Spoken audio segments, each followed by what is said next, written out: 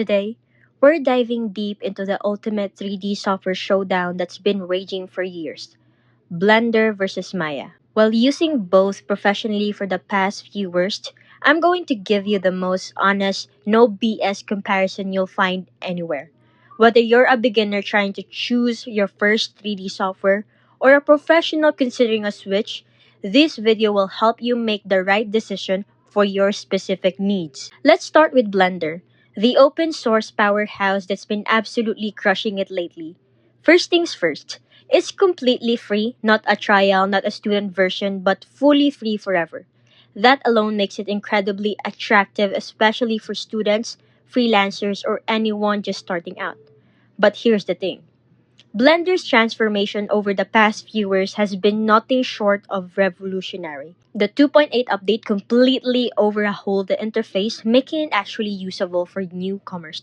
Before that, honestly, Blender felt like it was designed by aliens for aliens. Now, it's genuinely intuitive. The workflow in Blender is incredibly streamlined. Everything lives in one application: modeling, sculpting, texturing, animation, rendering, compositing, and even video editing. This integration is both blessing and a curse, which I'll explain in a moment. For indie developers, small studios, or solo artists, this all in one approach is fantastic. You don't need to juggle multiple software licenses or worry about compatibility issues between different programs. Blender's modeling tools have rich professional standards. The recent updates to the modifier system, Boolean operations, and the addition of geometry nodes have made it incredibly powerful. I've seen people create complex architectural visualizations, character models, and hard surface designs that rival anything made in Maya. The sculpting tools, while not quite ZBrush level, are surprisingly robust for organic modeling. The animation system deserves special mention. Blender's grease pencil feature has opened up entirely new possibilities for 2D animation within a 3D environment. Traditional animators are loving this hybrid approach. Their rigging tools are solid, though they require a bit more manual setup compared to Maya's more automated systems. Cycles and Eevee rendering engines are genuinely impressive. Cycles produce both the realistic results that can compete with Arnold or V-Ray, while Eevee gives you real-time rendering that's perfect for previews and even final renders in certain scenarios. The fact that both come built in with Blender is incredible value. The community around Blender is phenomenal. The add on ecosystem is massive and mostly free. YouTube tutorials are everywhere, and the community is generally helpful and welcoming to beginners. Blender's foundation's commitment to keeping it free and open source means you never have to worry about subscription increases or licenses headaches. Now, let's talk about the downsides. Blender's jack of all trades approach means it's not necessarily the best at any single thing. While it's good at everything, specialists often prefer dedicated tools. The interface, while much improved, still feels cramped on smaller screens. Customization is powerful but can be overwhelming. Performance wise, Blender struggles with extremely heavy scenes compared to Maya. The viewport can be sluggish with complex models, and while it's getting better, it's still not as optimized for massive production environments. The node based material system, while powerful, has a learning curve that can be steep for beginners. Now, let's talk about Maya, the industry heavyweight that's been the standard in major studios for decades. Maya is built for one thing: professional 3D production at scale, and in that regard, it absolutely delivers. Maya's strength lies in its robust, proven workflow systems. The software is designed around the assumption that you're working on large, complex projects with multiple team members. The file referencing system, scene management tools, and collaboration features are simply superior to Blender's. When you're working on a feature film with hundreds of assets and dozens of artists, Maya's organizational capabilities become essential. The animation tools in Maya are legendary. The graph editor is incredibly precise.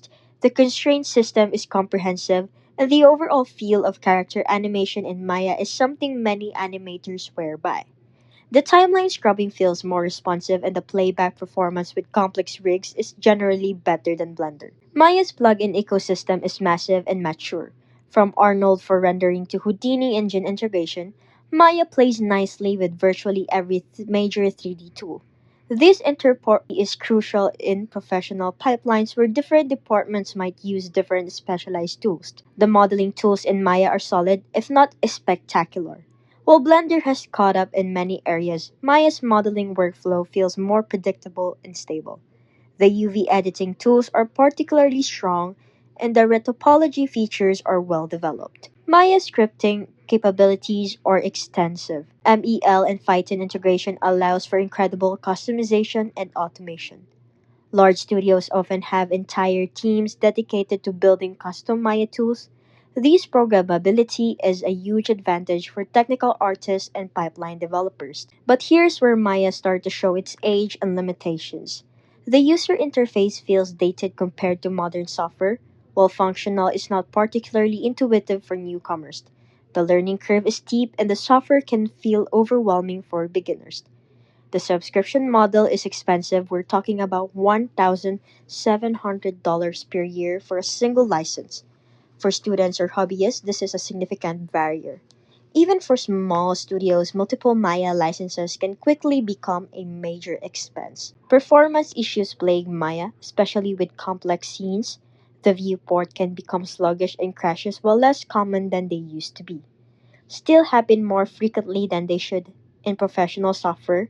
The default renderer is outdated, forcing you to rely on third party solutions like Arnold, which adds to the cost. Maya's all in one approach isn't as comprehensive as Blender's while it handles modeling, animation, and rendering. You'll likely need additional software for sculpting, compositing, and specialized tasks. The fragmentation can slow down smaller teams or individual artists. Choose Blender if you're a beginner, student, indie developer, or small studio. If you value having everything in one package, want to learn without financial pressure, or prefer a more modern interface. Blender is your best bet. It's also perfect if you're doing mixed 2D 3D work or need quick turnarounds on projects. Choose Maya if you're entering the professional industry, working in a large studio, or need the absolute best animation tools.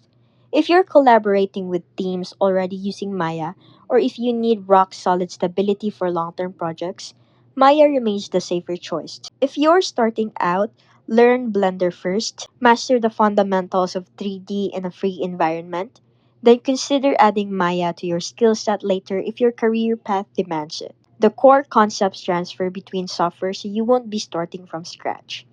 The 3D industry is evolving rapidly and both tools will continue to improve. Blender's trajectory is particularly exciting with massive developments in geometry nodes, USD support, and performance improvements. Maya isn't standing still either, with ongoing improvements to animation tools and pipeline integration. And that's my honest take on Blender versus Maya in 2025. Both are powerful tools with their own strengths and weaknesses. The best software is the one you'll actually use and master.